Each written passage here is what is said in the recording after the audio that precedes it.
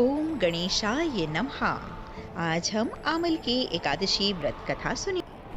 मानधाता बोले कि हे ब्राह्मण, हे माघ, हे ब्रह्म योनि, जो आपकी मेरे ऊपर कृपा है तो ऐसा व्रत कहिए जिससे मेरा कल्याण हो। विशिष्ट जी बोले कि रहस्य और इतिहास सहित व्रतों में उत्तम व्रत को कहता हूँ जो संपूर्ण फलों को देने वाला है। हे राजन, आमल की का व्रत बड़े पापों का नाश करने वाला है और सब लोगों को मोक्ष देने वाला है तथा 1000 गोदान का फल को देने वाला है।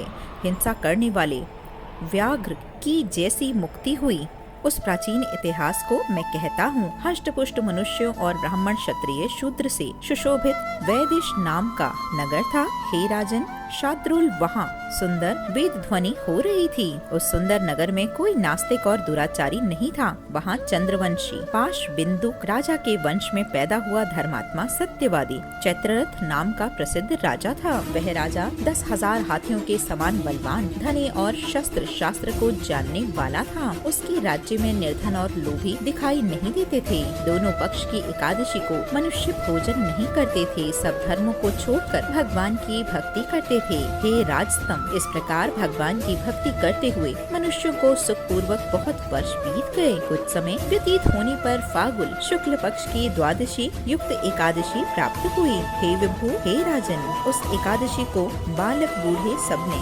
मिलकर उस एकादशी को उपवास किया। राजा इस व्रत को विशेष फलदायक समझकर नदी में स्नान करके प्रजा के साथ मंदिर में आ गए। राजा ने जल से भरा हुआ कलश स्थापित करके उसे छत्री, उपानह, पंचरत्न और सुंदर गंध से सुशोभित किया। दीपमाला से युक्त परशुराम अजी के साथ ऋषियों समेत सावधानी से पूजन किया और आमले का भी पूजन किया। हे रेणुकानव, हे आमल की छाया से युक्त भुक्ति मुक्ति को देने वाले आपको नमस्कार है। हे धात्री, ब्रह्मा से उत्पन्न है, सब पापों को नाश करने वाली आमल की तुमको नमस्कार है। मेरे अर्घ को ग्रहण करो, तुमको नमस्कार है। उसी समय वहाँ पर एक शिकारी आया। भूख और प्यास से युक्त, पाप से, भार से पीड़ित कुटुंब के लिए, जीव हिंसा करने वाले सब धर्मों से अलग वह आमल की एकादशी का जागरण और दीपकों से सुशोभित उस स्थान को देखकर वहाँ बैठ गया। यह क्या है, ऐसा मन में सोचकर आश्चर्य करने लगा। उसने वहाँ रखे हुए कलश के ऊपर दामोदर भगवान का दर्शन किया। वहाँ आमले का वृक्ष और दीपक जुड़े हुए देखे और पंडितों के मुख से भगवान की कथा सुनी।